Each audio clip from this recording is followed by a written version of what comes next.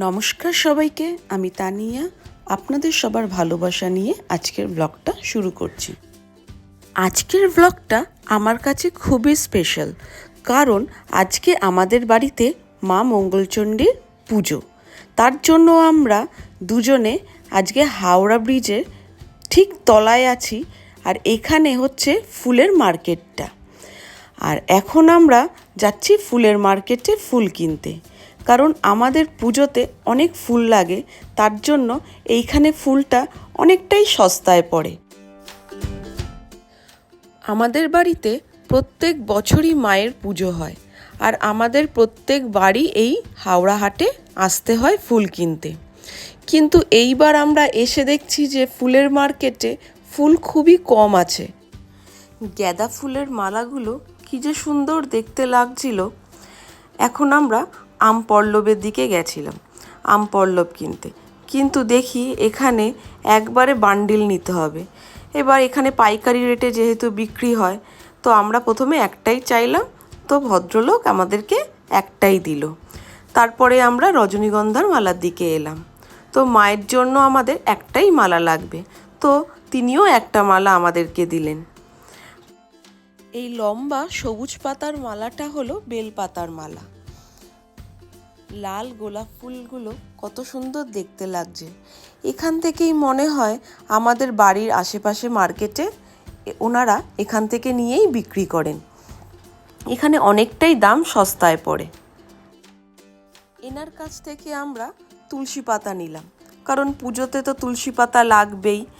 তার সাথে একটু দুব্বাও নিলাম। এতক্ষণ আমরা রাস্তার উপরে ছিলাম। রাস্তার উপরে যত ফুলের দোকান ছিল, সেখান থেকে যতটুকু দরকার আমরা ফুল কিনলাম। এইবার আমরা মার্কেটের ভেতরে ঢুকছি। এই মার্কেটের ভেতরেও প্রচুর ফুলের দোকান। আমার মনে হয় এই মার্কেটের থেকে রাস্তার উপরে যেসব ফুলের দোকানগুলো আছে, সেখানে অনেকটাই সস্তায় পড়ে।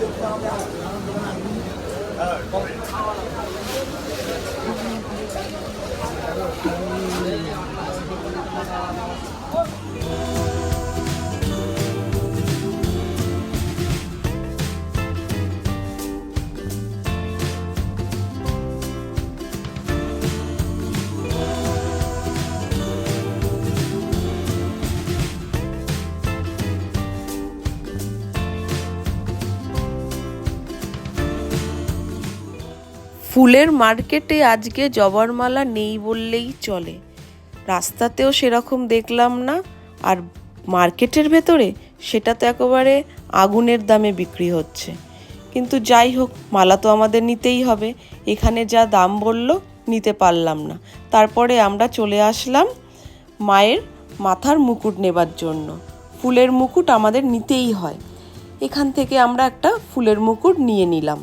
তারপরে আমরা রাস্তার দিকে বেরিয়ে এসেই দূরে দেখি একজন জবার মালা নিয়ে বসে আছে। সেখানে ঠিক মালাটা আমাদের সস্তায় পড়লো। আমরা মালাটা ওখান থেকে নিয়ে নিলাম। আমাদের প্রায় 4টে মালা লেগেছিল, তো 4টেই নিলাম আমরা।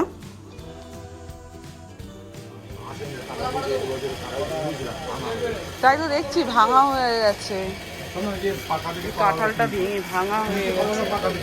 আর কোথাও পাবো না। এরপর আমরা চলে আসলাম ফলের মার্কেটে।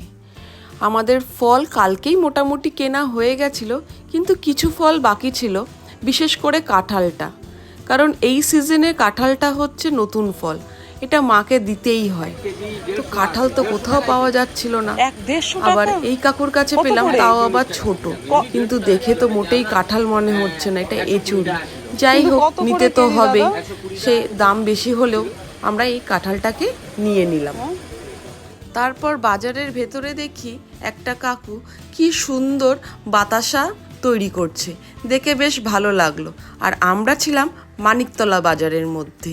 তো এখানে এই প্রথমবার আমার এই বাতাসা তৈরি করা দেখা।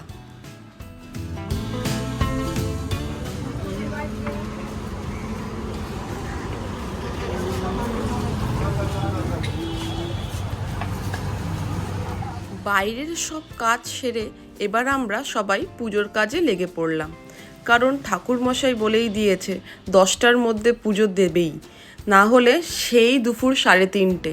এবার 3:30 অবধি উপোস করে থাকা, তার মধ্যে এবার আমার মেয়েও উপোস করবে, কারণ আমাদের এই পুজোতে 4 জন উপোস থাকতেই হয়। তো আমার শাশুড়ি, আমার হাজব্যান্ড আর আমাকে নিয়ে 3 জন, আর আমার মেয়েকে নিয়ে 4 জন। কথা বলতে বলতে ঠাকুরমশাইও চলে এসছেন, উনি পুজোর কাজও শুরু করে দিয়েছেন।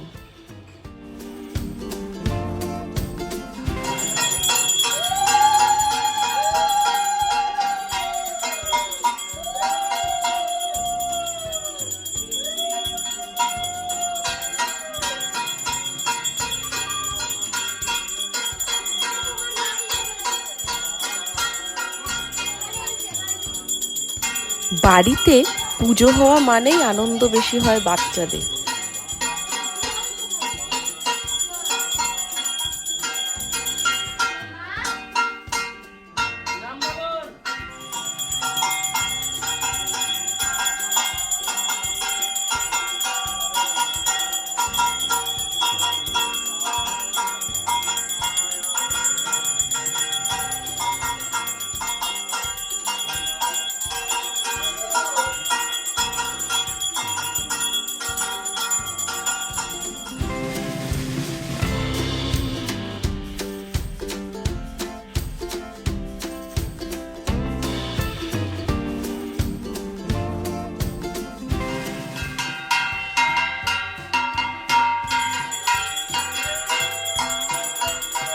পুজো আমাদের প্রায় হয়েই এসছে, কিন্তু আমি অঞ্জলিটা আপনাদেরকে আর দেখাতে পারিনি, কারণ সেই সময় যে আমিও অঞ্জলি দিচ্ছিলাম।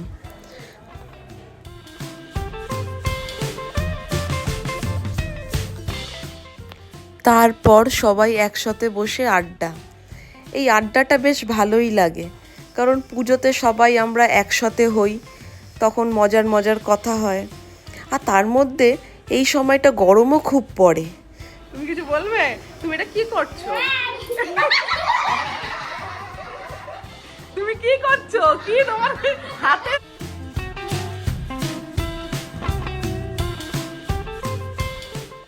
পরের দিন আমরা মায়ের ঘট নিয়ে পুকুরে চলে আসি। পুকুরে আমাদের এই ঘটের মধ্যে শান্তির জল নিতে হয়।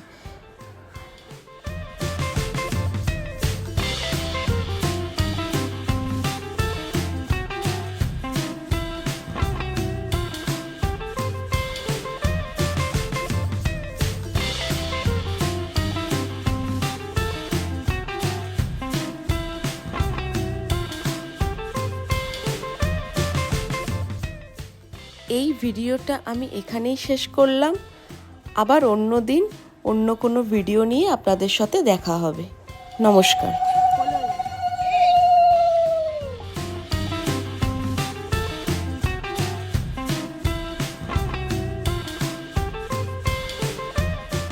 কিছু বলবি? তুমি কোথায় গেছো?